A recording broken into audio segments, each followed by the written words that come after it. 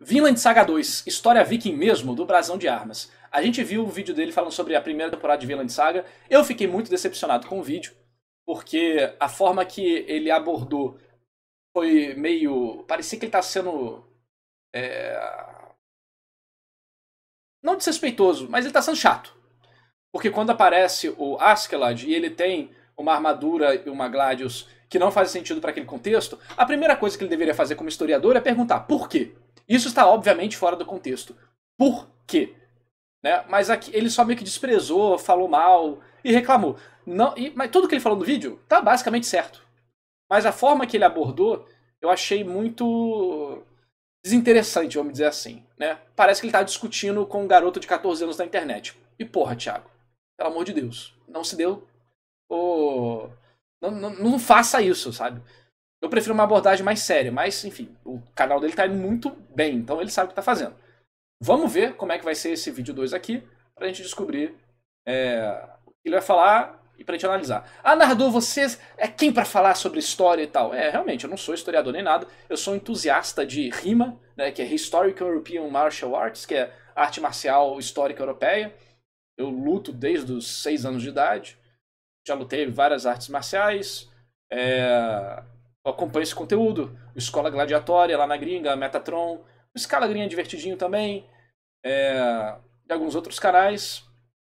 A parte legal deles é que muitas vezes eles botam em prática o que os manuais italianos, franceses, ingleses, alemães dizem sobre a luta de espada e como é que funcionava a arte da guerra. Então, acho que eu posso até mostrar pra vocês que eu e meus amigos a gente também treinava, né? A gente pegava esses manuais, dava uma olhada, pegava mais o vídeo da pessoa, né, lendo o manual pra gente, porque tava, sei lá, italiano arcaico, sabe? Também conhecido como latim, enfim, olha só. E aí a gente fazia as espadas de Foan pra praticar. Isso aqui seria uma espada pra usar com 2 mãos. E a gente media certinho e tal e tentava replicar, para ver mais ou menos como é que as técnicas funcionavam e descobrir, né, qual que foi a linha lógica para eles desenvolverem essas técnicas. É legal. Vamos lá, vamos ver como é que ele vai falar nesse vídeo aqui. Usar isto pra... Ué? O que ele tá fazendo? Isso... Nem eu sei. Sai! Eu quero usar isto pra... Tô tão...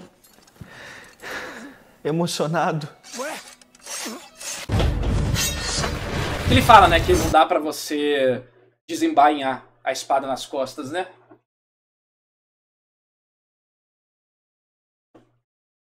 Só que, Thiago Braga, eu serei seu maior inimigo. Cadê? Eu serei seu maior inimigo. Pronto. Tá resolvido. Tem um macete pra fazer isso, mas não é prático. Ninguém fazia isso, isso não é uma técnica real, é coisa de anime e mangá mesmo. O que você faz é o seguinte, eu já falei da outra vez, eu falo aqui de novo, já que eu acho que o vídeo não vai ser postado. É isso aqui, ó. Se você tentar puxar assim, realmente não sai. Vai ficar ruim. Mas o que você faz pra puxar? Pra você conseguir fazer isso? Você puxa a baia pra baixo, e você tira. Tá vendo? Então, mas isso aqui não é prático não, isso aqui é só uma curiosidade, porque funcionar ou não funciona não. Você só usa espada nas costas para carregar. Assim como o arqueiro não usa arco e flecha aqui, ó. Isso aqui é outra mentira de Hollywood. Eles não fazem isso, porque não faz sentido. E um arqueiro, ele não atira uma flecha assim. O arqueiro faz assim, ó.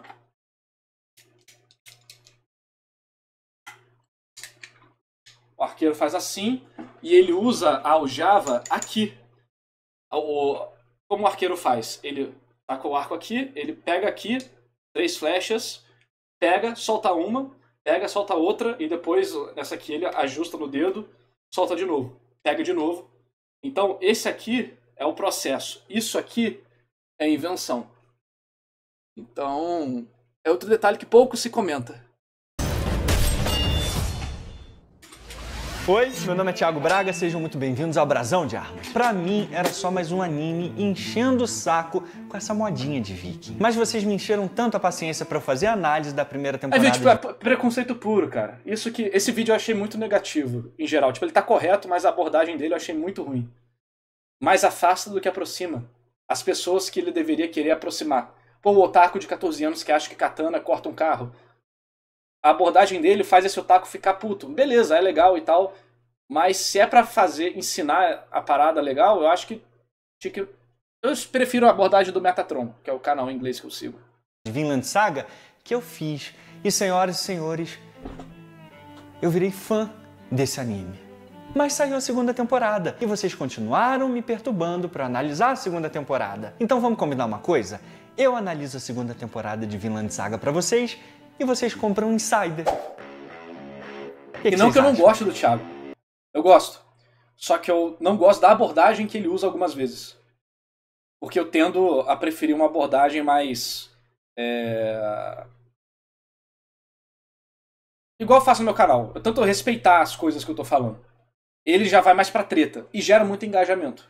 Mas eu acho que é, em geral, negativo. Mas também ele deve ficar sendo atacado muito. Ele deve ficar de saco cheio, sabe? Interessante isso aqui. O Instituto de Pesquisas e Tecnologias comparou a tecnologia da Insider ou sem de aproveitar como se descontando aqui. É sua primeira compra na Insider? Pra ganhar 2 unidades de roupa, dá uma olhada no primeiro episódio da segunda temporada, senhoras e senhores. Vinland Saga já começa bem pra caramba.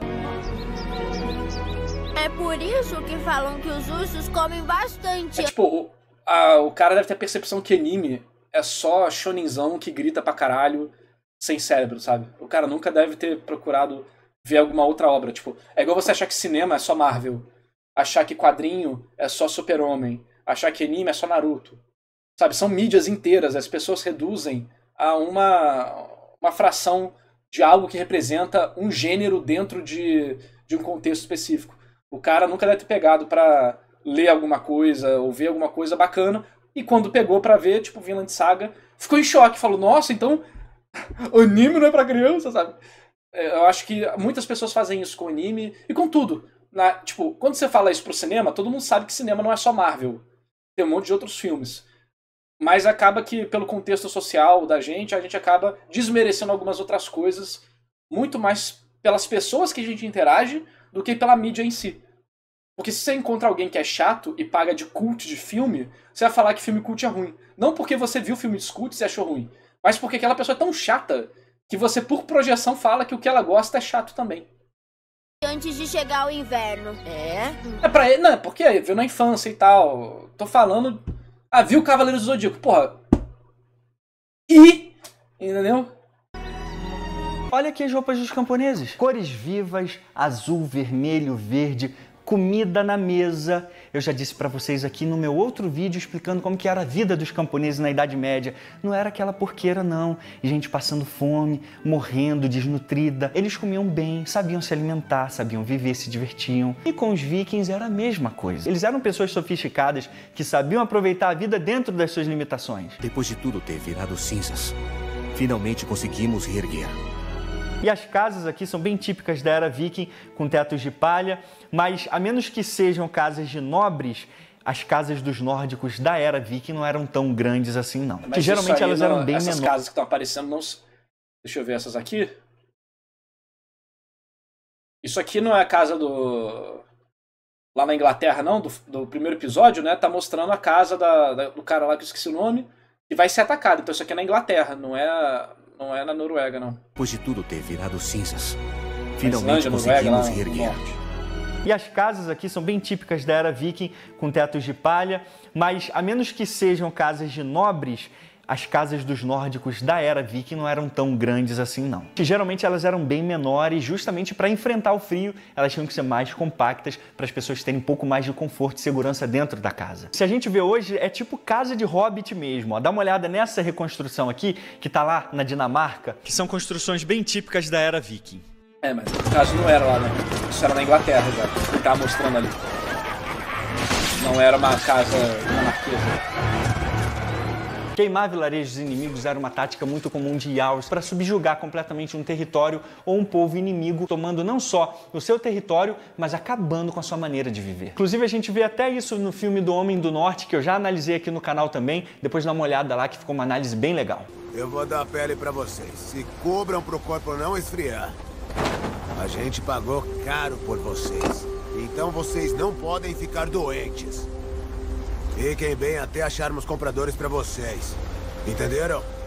Então, essa cena aqui mostra uma realidade muito triste na cultura nórdica e viking de maneira geral. É a prática de invasão para capturar e vender escravos. E aí esses escravos podiam ser vendidos tanto para senhores do norte mesmo, quanto para estrangeiros. E aí muitas dessas invasões não eram nem feitas para conquistar o território, eram feitas apenas para capturar e vender escravos. Só para você ver como que o comércio de pessoas desde a era viking era algo extremamente lucrativo. E aí muitos desses escravos não só eram comercializados ali no norte, quanto na Inglaterra, no norte da África, em países do Oriente Médio e até a Rússia. Então era uma rede muito ampla de comércio de escravos. E aí, olha só os detalhes que o anime coloca nesse comércio. Isso aqui é incrível demais, galera.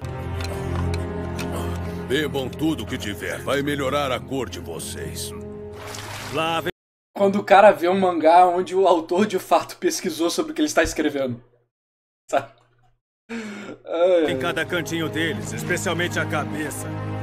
E tirem os piolhos um dos outros. Eles preparando as pessoas para serem vendidas, eles tinham que tomar banho. Essa cena é brilhante, olha a atenção que eles dão aos detalhes.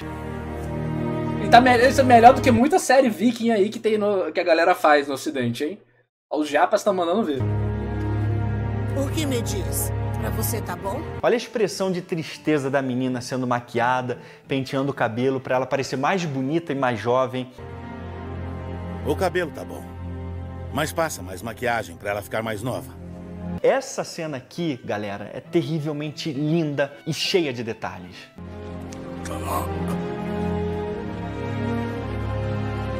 Só pra confirmar, se eu não confundir, o Einar é da Inglaterra, né? Ele não é da região ali dos vikings. Ou eu tô confundindo? Porque quando a gente assistiu, eu entendi que ele era da Inglaterra. É por isso que as casas não são as casas ali da Dinamarca, né? Tá, então eu tô certo. Ok, ele que se confundiu no vídeo mesmo. É por isso que ele sabe plantar, né? Era um comércio lucrativo mesmo e que levou à devastação para diversas tribos nórdicas. Então, uma outra coisa muito legal que dá pra gente ver nessa cena aqui, que eu já falei pra vocês em vários outros episódios que a gente fez aqui no Brasão de Armas, é a atenção que eles estão dando aqui aos cabelos e às barbas dos nórdicos.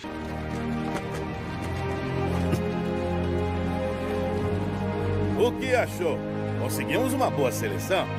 O anime quebra legal aquele estereótipo de vikings barbudões e cabeludões, cabelos desgrenhados. É porque a maior parte das descrições e pinturas que a gente tem sobre os vikings, sejam através de tapeçarias, seja através de pinturas mesmo ou descrições dos cristãos, eles usavam um cabelo mais curto, usavam uma barba mais aparada. Então, algumas descrições que a gente tem a respeito dos vikings, a gente vê na maior parte eles bem vestidos, bem arrumados, não só com o cabelo aparado e a barba também. Um ótimo exemplo está aqui nas Leis do Ganso Cinzento, escrito no auge da Era Viking, por volta dos anos 930 na Islândia.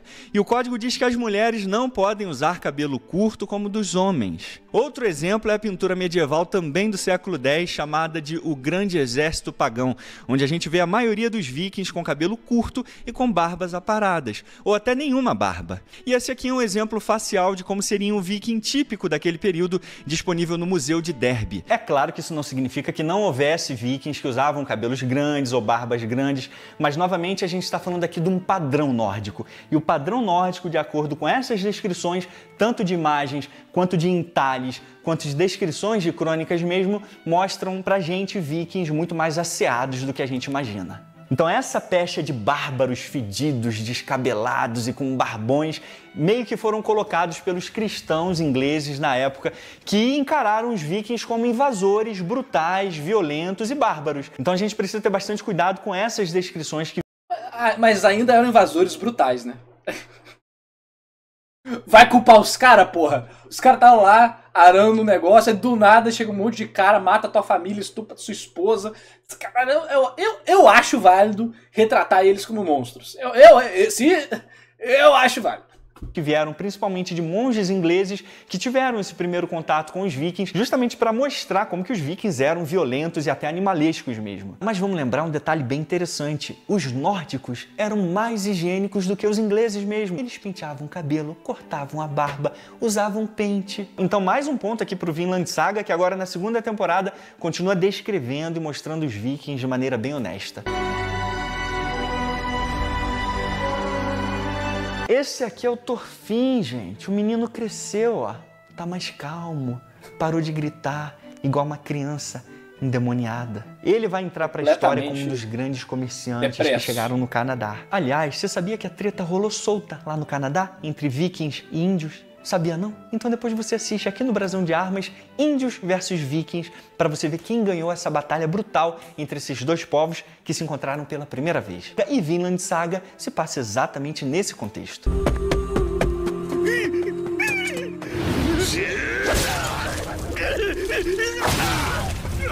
Caralho! Tá vendo? O anime tava indo super bem, ó, e de repente vem um viking. Bom demais! E parte o humano no meio. Bom demais! O nome disso aí é licença poética, né? A mídia representa as coisas de forma exagerada para que, além da informação objetiva, o impacto subjetivo seja retratado. O que você sente, o que você entende quando você vê essa cena? É que esse personagem aqui... Primeiro, que esse tá morrendo de medo, né? E que esse... é um monstro que se foca na luta e é absurdamente cruel. Então o nome disso aqui é arte. Arte, meus amigos. Cinema. Aí, tá vendo? O anime tava indo super bem, ó, e de repente vem viking. Exatamente, exagero é pra apresentação do personagem que destaca ele como alguém brutal, forte e imponente. É o killer sempre acadêmico aqui no chat da live. Mas assim... para uma análise histórica, sim, o cara não corta alguém na metade dessa forma, ok, todos nós sabemos disso. Mas a parte legal pra mim é quando você tem aquele 80% de realidade e 20% de fantasia, que é o que se transforma nos contos e nas canções que vão sendo passadas e fica no limite da realidade com a ficção. E talvez só numa situação muito específica, com outras coisas acontecendo que a gente não sabe a informação, algo incrível rolou. Entendeu? Eu acho isso muito foda. Porque assim, a força da animação... Claro, a animação pode ser tudo. Mas a força da animação é ultrapassar a realidade. Uma série é mais difícil de representar algo além da realidade. Exige mais custo, né? Exige mais efeito, um monte de coisa. O desenho não. O desenho, ele ultrapassa a realidade no momento que você cria ele. Porque ele não existe, ele já está além da realidade, ele já é 2D, ele já é naturalmente deformado, abstrato, exagerado. A forma que ele transmite informação é diferente. Então, pra mim, eu acho muito válido você usar o exagero como forma de destaque das outras coisas historicamente acuradas. Viking e parte o humano no meio, meu Deus do céu. Você que é otaku, assistindo essa cena, você sente o seu coraçãozinho mais feliz? Sim. Vendo isso aqui? Vendo demais. Um cara sendo partido por uma... Muito bom. Espada viking no meio? Muito bom. Tudo bem que tem descrições na Idade Média de cavaleiros com armadura de placa sendo partidas no meio. Mas são descrições fantasiosas e heróicas. Exatamente o que o anime tá fazendo também, né?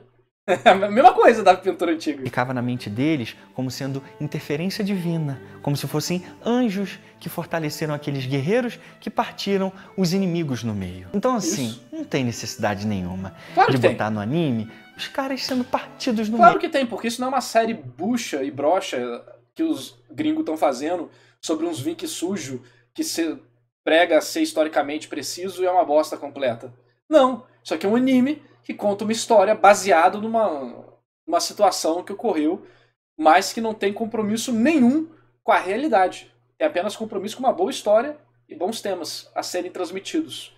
E para isso eles vão utilizar características narrativas para glorificar, exagerar, destacar e contrastar diversos momentos, fazendo com que a fantasia faça com que a realidade fique mais real ainda. Porque a partir desse momento do exagero, do corte, dessa violência exagerada, do que é um conto, né, épico que tá acontecendo, igual o outro cara da primeira temporada, que é o gigantão lá, que é viciado em batalha, é a partir disso que você consegue contrastar com o detalhe da comida que eles comem, da maquiagem que a pessoa tá fazendo na escrava, dos dentes sendo verificados. Porque é isso que cria o interesse. Se a série fosse só, se o anime fosse só realista, poderia ser igualmente bom também, não tem problema. Mas ele estaria deixando de, possivelmente, aproveitar algumas características benéficas que a arte permite eles executarem de forma mais fácil. E não tem necessidade. Não adianta dizer que é só um desenho, não adianta dizer que é só um animezinho. Ele é rápido. E aqui, senhoras e senhores, a gente chega no ponto alto da segunda temporada de... É só admitir que tu curte gore, mas eu não curto gore. Eu sou extremamente fresco. Eu não gosto de gore. No Elfenlied eu não vi, eu não tenho vontade. Eu não gosto de gore. Vinland Saga. Esse episódio 17 é uma aula de história e história militar que você não vai ver em nenhum filme e superprodução de Hollywood em lugar nenhum. E vamos por partes aqui. Primeiro, olha só o destaque que Thorfinn tá dando aqui na própria cena para a espada do Cobra, ou Snake. Com essa espada, ele consegue aproveitar a curvatura da lâmina e consegue usar na distância de uma adaga. É uma espada incomum pro mundo viking porque ela era curva e de um gume só. Por que você não fez isso quando o Askeladd apareceu, hein, seu safado? Isso que me deixou puto. Agora virou fã de Vinland Saga, porra. Thiago te pegar na porrada, hein? Vamos lá, nosso X1 com armadura e espada, hein? Armadura e espada porque aí não dá problema, porque a armadura na espada não vai acontecer nada. O problema é se for martelo de guerra na armadura. Aí fudeu. Aí fudeu. Ao contrário dos vikings, ó, eram espadas de 2 gumes, exatamente como essa réplica aqui, ó, e com esses fúleres no centro, com o pomo e essa guarda aqui. Esse era o padrão das espadas vikings. Então os vikings estavam acostumados a usar e a ver espadas também, exatamente assim. E aí também, essas espadas vai ser a batalha da que a gente espada vê, por contra exemplo, a katana. nessa cena aqui, elas eram mais típicas do Oriente Médio e da Ásia. E aqui Mas isso ele não falou com a Askeladd, né? Eu irei para sempre cobrar esse ponto, que foi catastrófico pra mim. Cobra explica pra gente por quem ele lutou e de onde a espada dele vem, ó. Isso é impossível. Ele tá desarmado. Eu sou um guerreiro de Miklagard. A galera fica, katana vence, katana perde. Gente, as armas são feitas pra situações e pra lutar contra certos tipos de armaduras diferentes. Né? Então, depende o que ganha, né? E katana e que espada? Primeiro, você tá falando de que tipo de espada? Você tá falando de espada viking? Você tá falando de uma espada inglesa? Você tá falando de uma espada alemã? Você tá falando de uma espada italiana? E de qual século? Isso muda tudo, gente. Isso muda tudo. A mesma coisa com a katana. Então, se você aqui tiver o melhor material, né, vai ser bom, supondo que as duas pessoas estão, né, de blusa, não estão de armadura, o que vai ganhar, em geral, é o que tem mais alcance e mais velocidade. E aí isso vai também depender do corpo dos lutadores. Então, supondo mesma altura e mesma a espada com o mesmo comprimento, aí você vai ter estratégias diferentes e tal. Então, são tantos detalhes que, em geral, o que determina é muito mais as mudanças drásticas de situação de combate e habilidade do lutador. Mas, claro que, porra, duas pessoas de armadura, uma pessoa com uma katana, uma pessoa com uma espada europeia, a pessoa com a espada europeia vai ter vantagem. Você faz o half swording, você pode pegar aqui, você pode usar a guarda para bater, né? A katana não tem isso, né? A katana você não bate com a guarda. Mas aí por que tem uma lâmina só, não tem duas? Por que tem isso e aquilo?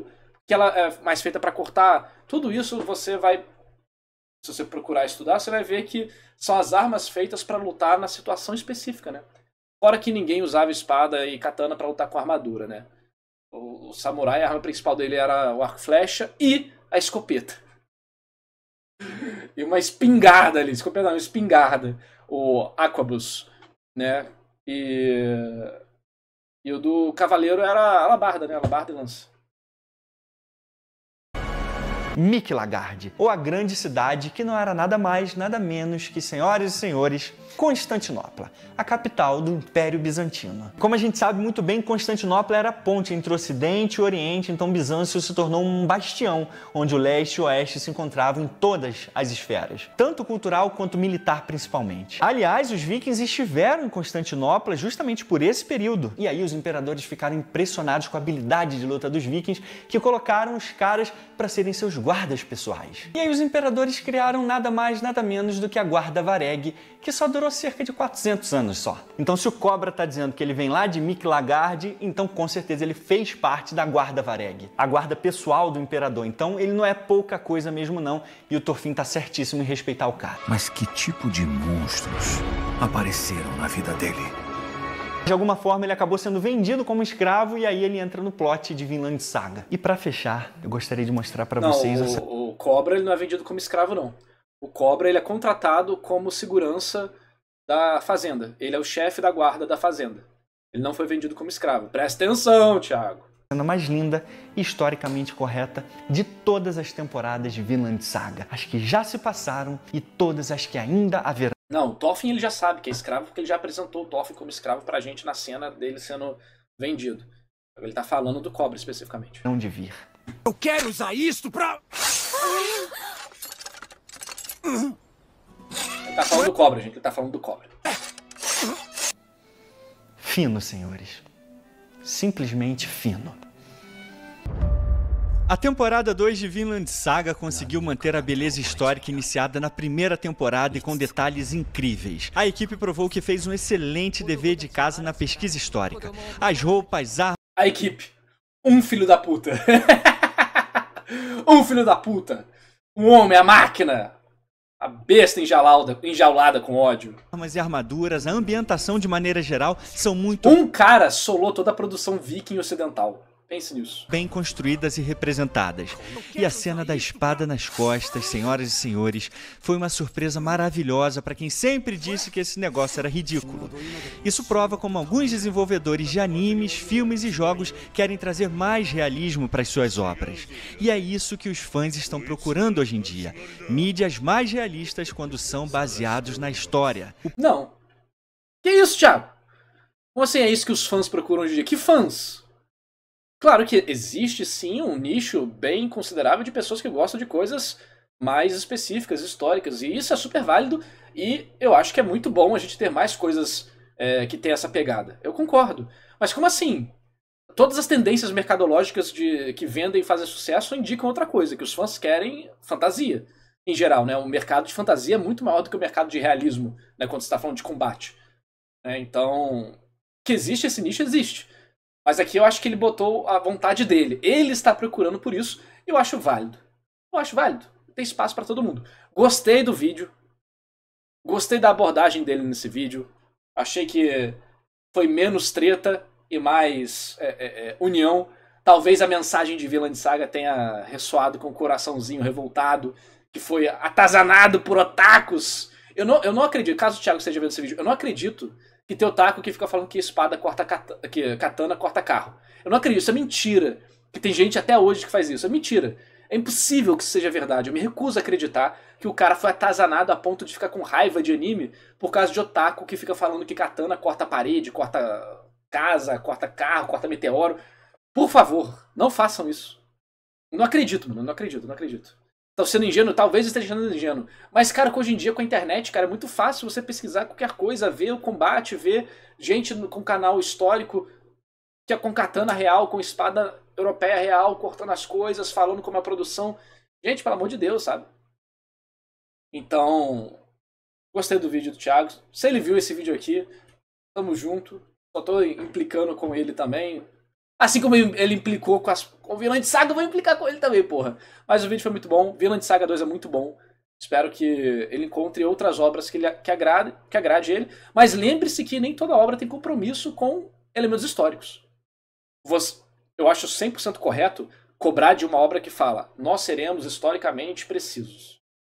Ok, cobrar uma obra que fala isso. Nós seremos uma obra historicamente precisa, realista. Ok, cobrar. Mas, porra, tu vai cobrar coisa histórica e precisa de Naruto, de Cavaleiros do Zodíaco? Não, porque não é a proposta. Né? É curioso pegar as referências e comentar sobre, mas reclamar eu acho meio... Na internet vale a pena pra fazer conteúdo, né? Como detalhe, mas não pra brigar. Mas enfim, Vinland Saga é muito brabo. O público mudou e ficou mais exigente. E Vinland Saga temporada 2 abraçou de verdade essa mudança. Ainda bem. Nota 9 de 10. Tipo, não... Acho que não se adaptou, né? Porque Vinland Saga é bem antigo, no caso, né? Só que a animação é nova. Mas bom, aqui ele tirou um ponto porque o cara foi cortado ao meio, né? Pra mim isso faz ficar 11 de 10. Mas assim, o vídeo bom. Então, ele reclamou, eu reclamei dele, tá tudo certo. Segue o baile.